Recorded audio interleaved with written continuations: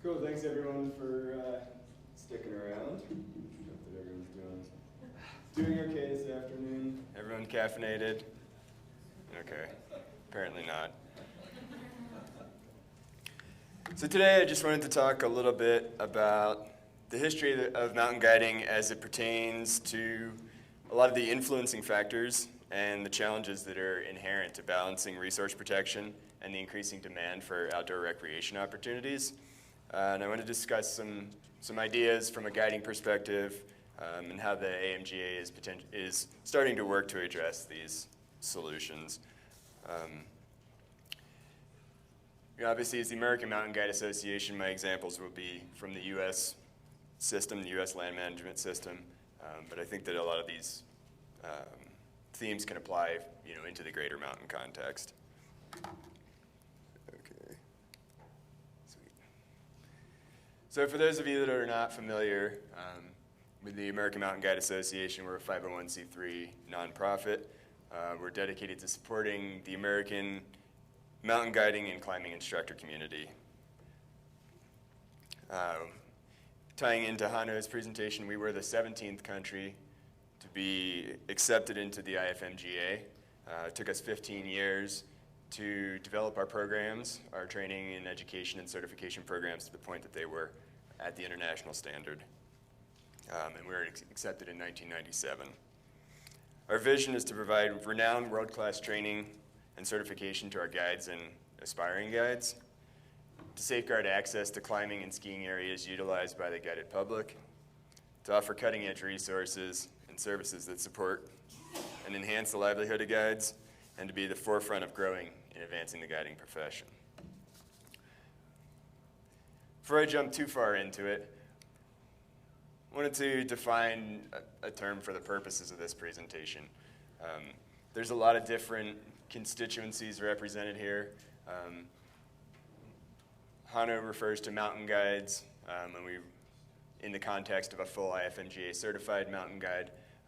For my presentation, I'm just going to refer to professional mountain guide in a more generic sense, operating in the disciplines of rock climbing, alpine climbing, or skiing, backcountry skiing generally.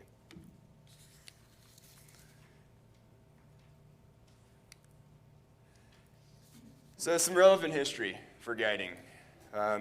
Peter Metcalf had an awesome presentation the other day, so I'm not even going to try to touch that.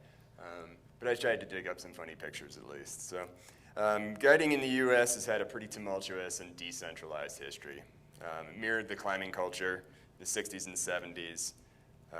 Guides came from a culture of nonconformity. They were social outcasts, counterculture, very different from the mainstream sport that climbing has become today. No Citibank commercials at that point, commemorating what is now arguably the most famous desert tower. In fact, the first ascensionists of ancient art said they had never had any idea, actually one of them actually works in that office, had no idea that they would become the popular route that it is today. It was just another adventure in the mud spires in Utah.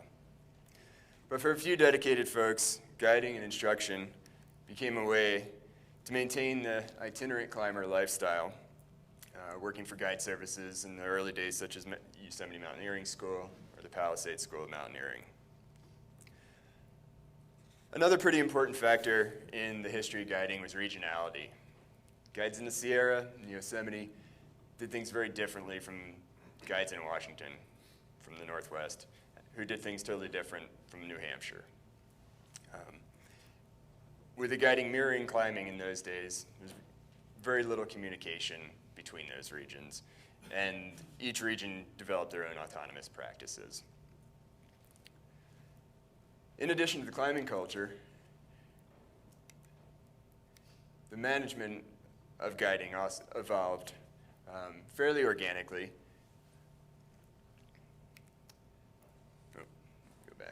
With the two major influencing factors being permit management and the idea of wilderness, as we've heard. In the Park Service, the concession contract, which was a historic permitting system designed for hospitality services and other such larger businesses became the default choice of a permit to manage mountain guiding in popular areas like the Tetons, Rocky Mountain National Park, Yosemite, Mount Rainier. In the Forest Service, the outfitter guide special use permit, also well established, horsepacking outfitters and hunting guides. With all the agencies, mountain guides and climbing instructors cleanly fell under their commercial services definition. At the time, most of these areas had a sole concessionaire or a sole permit holder, as the demand wasn't particularly high at that point.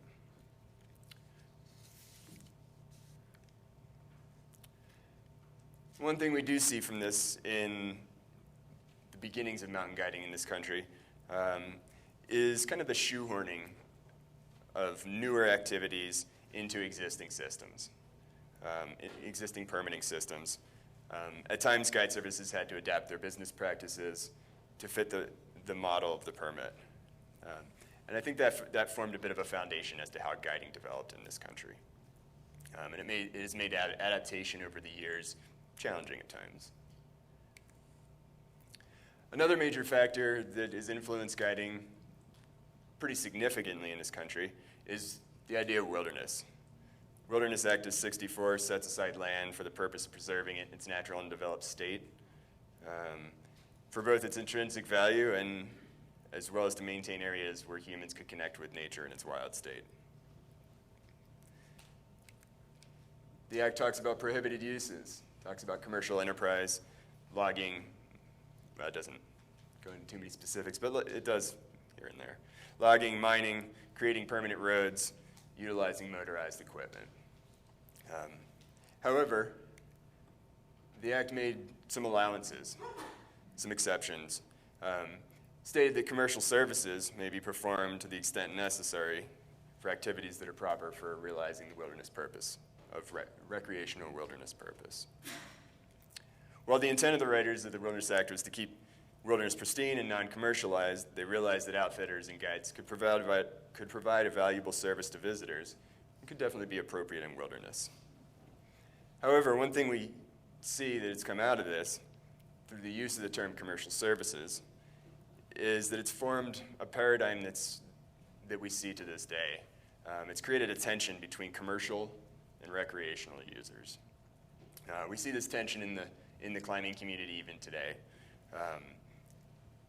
You look on Mountain Project, and there's inevitably some rant about guiding, and somebody talks about how they think that it's inappropriate for guides to be making a living on public land. Somehow taking the purity out of the American tradition of independent learning and the kind of, where did that slide go? Oh well, I think I lost a slide somewhere in here.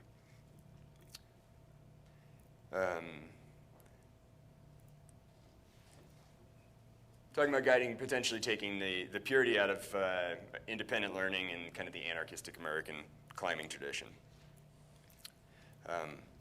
Granted, in some places, in the early days, even to this day, guides were also to blame for that as well. The lack of professionalism, big egos, and poor social management skills with their clients definitely have earned guides a bit of a derogatory name here and there across the country. Into this culture, oh, there we go. Okay, that's our anarchistic slide. Into this culture, the AMGA was created in 1979 for the purpose of advancing mountain guiding into a true profession. Founding members included such famous climbers at the time as Yvon Chouinard, Peter Lev, Jim Donini, and Doug Robinson. Their goal was to create and uphold measurable and consistent industry standards, unify the guiding profession from coast to coast, and ensure better safety conditions for clients. They had a pretty formidable task ahead of them, as the goal of standardization pretty much went against the entire current of the climbing community at that point.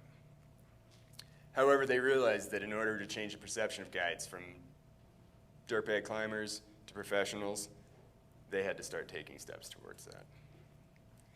And while the AMGA has evolved a bit in the past few years, those original goals still ring true and still form a foundation for our efforts. So as we've heard in several presentations, we have pretty increasing youth numbers. What are once fringe activities are now pretty mainstream sports. Rock climbing, mountaineering, ski mountaineering, ice climbing. Use levels have dramatically increased, with a lot more people coming to see these as great recreational experiences. Outdoor Industry Association says that the outdoor recreation economy contributes $646 billion annually. And participation in traditional climbing, ice climbing, and mountaineering has increased 5% over the past 3 years. However, climbing is a lifelong pursuit, as we all know, most of us that are climbers.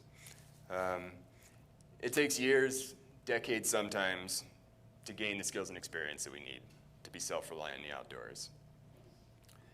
With the increased participation numbers comes the reality that not everyone has the time or resources to learn those necessary skills and gain experience on their own. Unfortunately, over the past years, this has led to a variety of accidents, deaths, impacts, social and environmental, as we've been hearing about.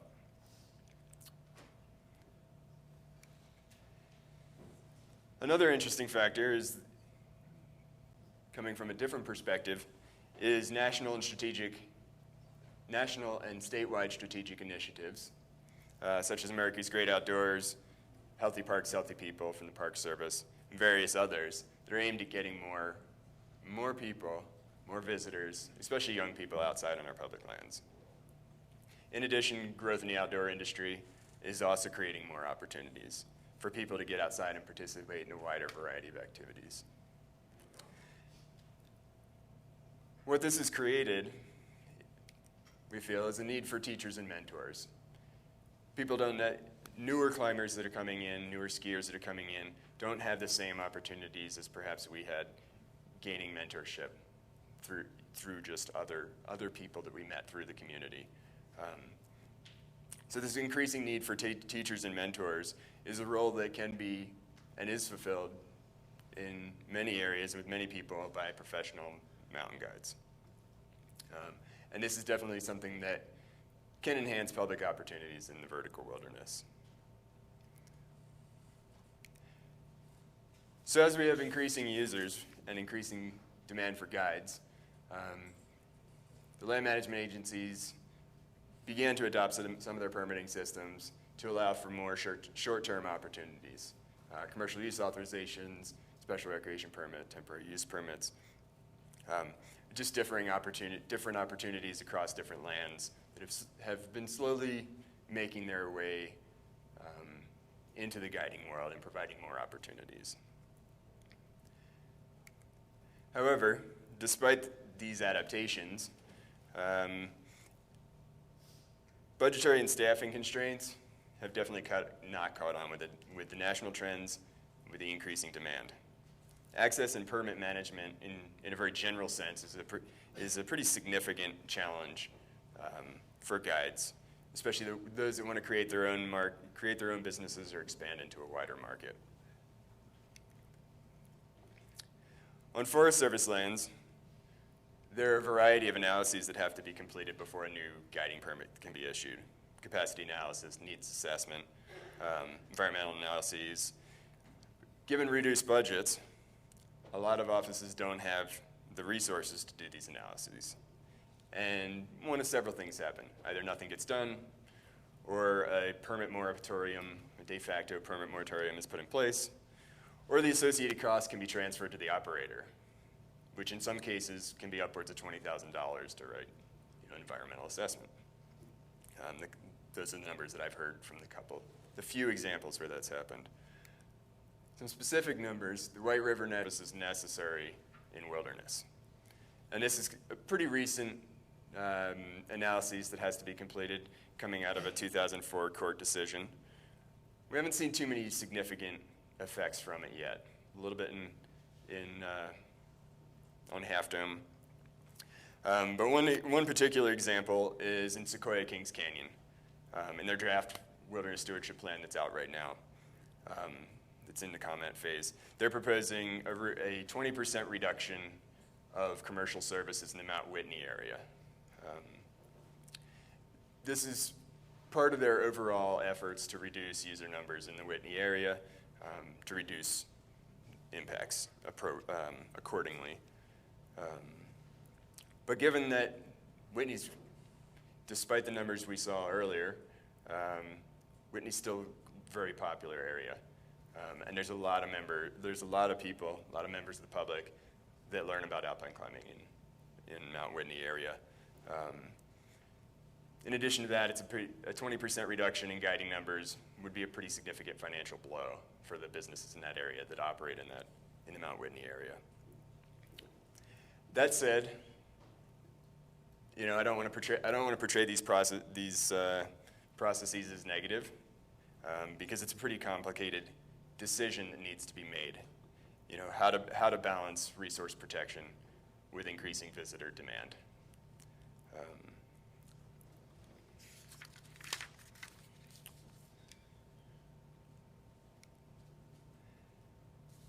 So we have increasing growth in outdoor recreation.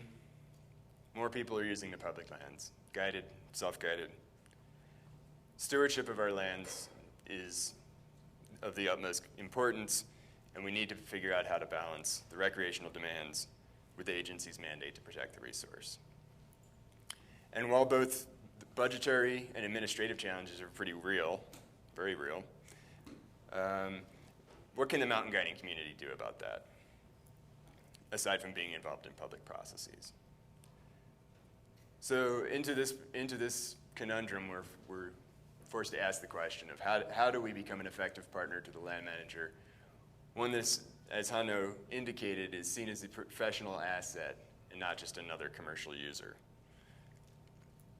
What can we do as both the AMGA and the community to help land managers balance resource protection with public demand for recreational opportunities?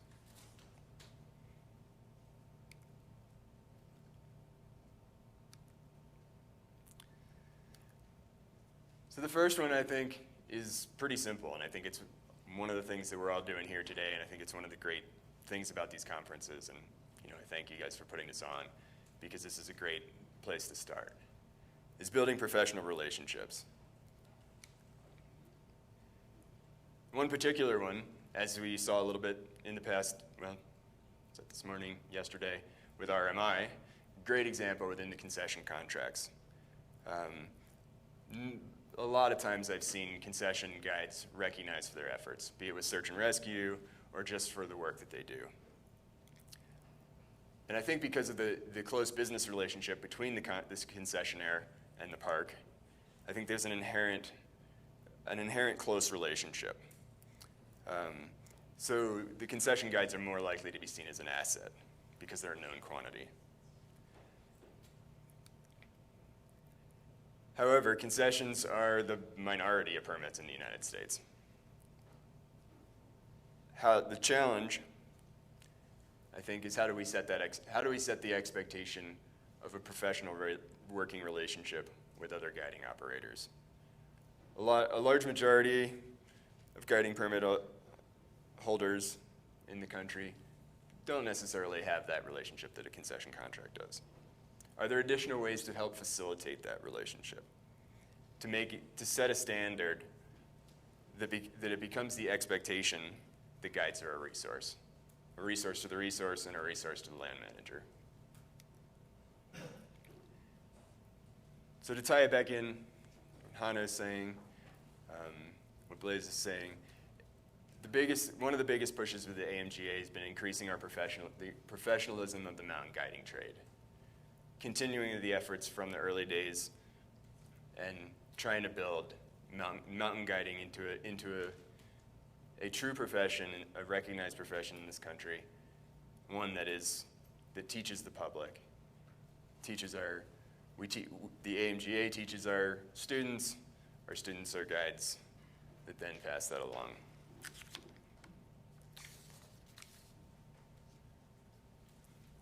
So the first way we're working towards this is setting the standard in guides education in the US. We teach to the internationally recognized standard. We provide our students with the best possible technical instruction. We feel that by having a solid baseline of technical skills, that facilitates higher level learning. It facilitates the guide being able to not be concerned about their skill level and their judgment in the terrain that they're working on. They're going to be able to move through that terrain effectively and be able to teach their clients other topics as well, such as stewardship, wilderness ethics, leave no trace. Leave no trace is, in all its forms, is a core component in all of our coursework. And it's something that we're working harder to integrate more into our programming. Professional conduct and professionalism has become a huge push in the AMGA lately. I know there are a lot of differing opinions in the climbing community about the AMGA, probably due to personal interactions in the past. But this is definitely something that we are working towards.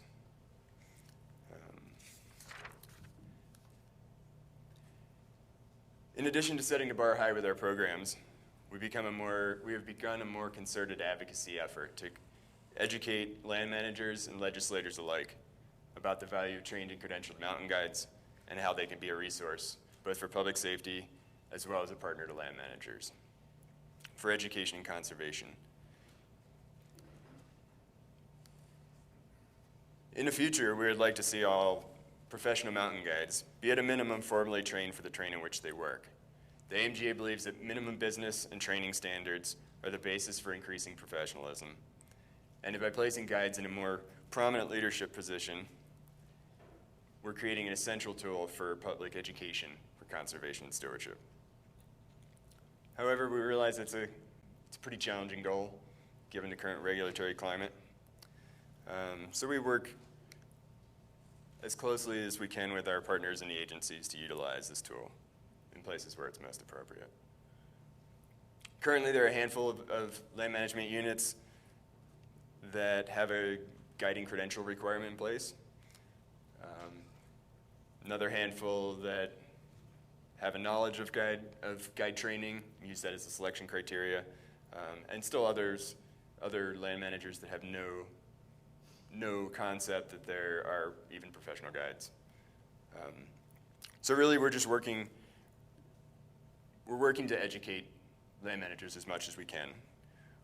We can't overcome the budgetary or the administrative challenges, but what we can do is work together, partner with our public lands regulators in providing opportunities for the highest quality education on our public lands, ensuring that the guided public comes away from experiences with trained guides, armed with the best tools for being responsible users and future advocates for conservation. So we welcome continued feedback in the process. I'm more than happy to take feedback from anyone at any point.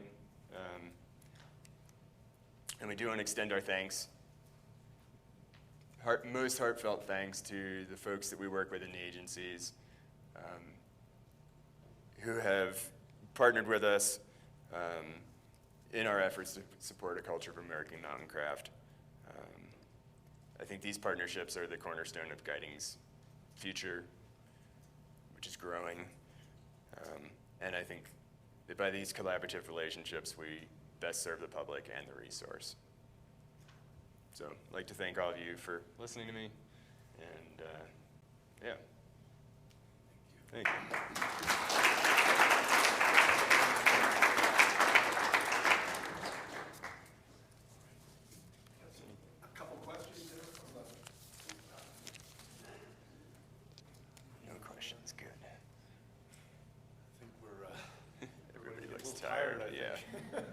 Still got a couple more to go. Okay, let's get